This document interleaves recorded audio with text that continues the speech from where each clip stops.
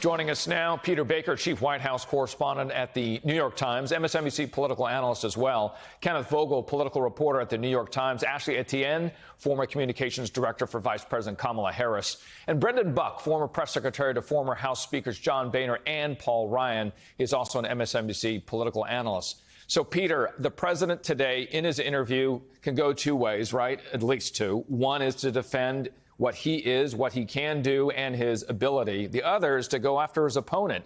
How do you think he balances those two objectives?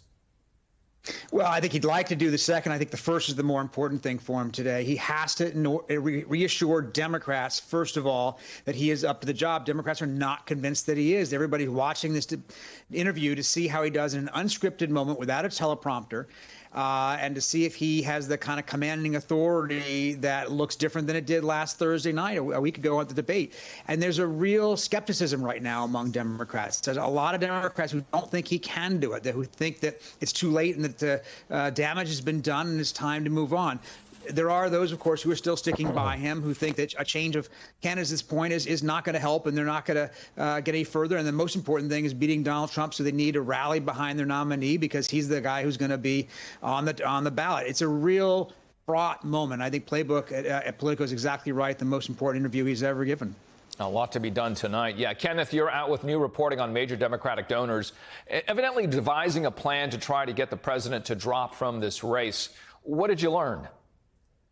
Well, we're seeing a few things, Richard. First of all, we're seeing Democratic donors essentially boycotting all campaigns, not just President Biden's campaign and Democratic National Committee, but threatening to withhold their donations from campaign committees and candidates down the ballot.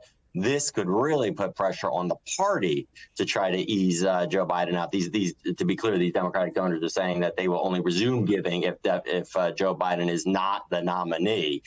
So that would put a lot of pressure on the party. And that's an important thing to watch because not just the donors and their money, which are important, especially coming down the stretch when there's going to be a lot of advertising and you're going to need to fund it, but also what the elected leaders of the party say. And these are the governors who are at the White House yesterday, and these are the congressional leaders. And so far, they are at least publicly mostly standing behind him. Could that change as a result of either what we see in this interview or polls or the Democratic donors threatening to withhold their funds? That's a key. Those are three key indicators to watch. You know, Ashley, the president did a radio interview on Thursday where he appeared to stumble over his words. Let's listen to that first, and then I'll get your reaction.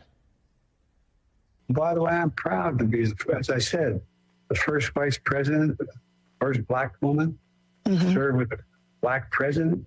I'm proud of the first black woman in the Supreme Court. Your thoughts? Well, I mean, I didn't hear him stumble over himself, but, you know, Joe Biden stumbling over himself is not a new thing. I mean, this is sort of baked into the pie at this point. But here's the real reality. I think Peter's right. This is a crucial week for the president. I mean, he's got to have a damn near flawless performance. The campaign is smartly creating a lot of great opportunities for him to reassure the party that he's prepared to lead. But, you know, my argument and my advice to them would be to get more aggressive, to make the case that this is beyond and bigger than even Joe Biden. This is about a choice between, and especially on the heels of July 4th, between democracy and a dictatorship. It's clear which side Donald Trump is on, and he's supported and enabled by a Supreme Court, by a spineless Republican Party, and by conservative media. So we've got to get aggressive and throw everything we've got at it and flood the zone. It's also going to be a real test this next week for Democratic leadership on Capitol Hill. Can they prevent more defections from happening? But I think, you know, if the campaign can get more aggressive and start utilizing more of our assets to make this point that it is about Joe Biden, but it's also bigger than Joe Biden, I think we can have some great traction. Brendan, interestingly here, the independents, as they watch that interview potentially tonight after the debate from last week, according to the Times Siena polling, it showed that both candidates had a tick up in support from independents. And that was an interesting statistic that came out of that polling. Sure, it is. But in the more broader picture, though, we're seeing a pretty consistent slide in the polling that has come out. Joe Biden losing traction. And I think the problem is it's unclear what he can actually do to build that back up. Obviously a flawless performance tonight would certainly help, but I don't know that that's even possible. I mean, the White House is telling us that, or the campaign, that he's going to be out there more aggressively, and I don't know how much I can actually believe that. They're waiting 8 days to do this interview, which obviously has frustrated a lot of Democrats and donors. But even the softball interviews he did yesterday were not terribly well executed. There are easy ways. Ashley and I could in a minute put out a plan of how you could fix this if you had a capable candidate.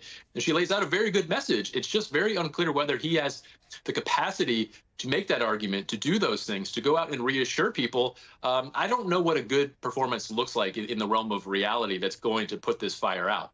Peter, what have you learned about that timing that Brendan's talking about? The announcement for Wisconsin coming out on Tuesday, the sheer number of days before something that might be seen as pinnacle to try to offset what happened during the debate. What do you make of that?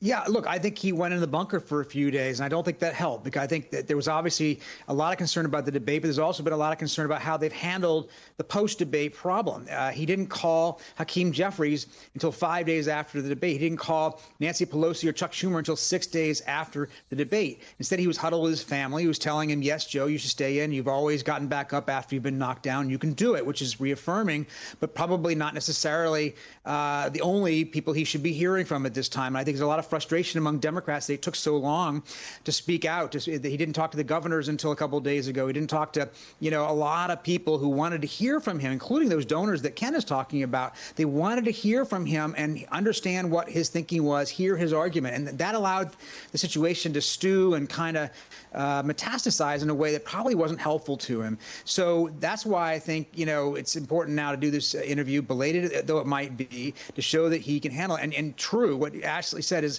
that little flub on the radio interview might not be that meaningful in a normal context, but right now, when everybody's watching every word he says, every little mangled word, every moment of confusion, however meaningless it might be, will take on greater meaning because everybody wants to see how he can handle himself. As part of the team to try to handle the damage control here, certainly as the vice president, right, Ashley? And NBC News did speak with 7 individuals that were close to President Harris and looking at what her response might be, and her loyal allies saying that should she get the nod, that she would have broad support. What are you seeing in terms of how the vice president, her team, the campaign is handling the questions about, well, what about Vice President Harris as being the lead on this now if Joe Biden has to step down? No, I appreciate the question. I think what's being lost, too, in the media is how much work the vice president has been putting in. And it's actually starting to pay off and demonstrate how big of an asset she is for Joe Biden. I mean, she's been just this year alone in 20 states, 60 communities. She's been leading the effort on the reproductive rights fight, as well as the democracy fight, everything from climate to education and ensuring that our kids are properly educated and that our history isn't erased. And that's actually starting to show dividends with those voters that the campaign believe is going to make the difference in this next election, that 1 to 2% of independent voters, as well as Nikki Haley voters. But, I'd like to see her get out there even more. I mean, we're on the heels of July 4th. I'd love to see her as a former prosecutor, as a woman whose parents were immigrants to this country, who has a phenomenal record as a first woman and first Black woman in all of these roles that she's had, to really make a full-throated argument about what's at stake in this next election. I think she has a unique voice. I would love to see her in these, the states where it matters, in front of those constituencies where it matters, to make that argument and really start to push and make the case that, listen, this isn't about just Joe Biden. We've got a strong ticket with a woman that's capable, competent, and she's scrappy, too. And so I just would love and advise them to lean in more and use her more on a bigger platform. Ken, what's the donor timeline here to get back the confidence that they may have lost? Well, I mean, there are some donors who are ready to move on right now, and a change atop the ticket couldn't come soon enough.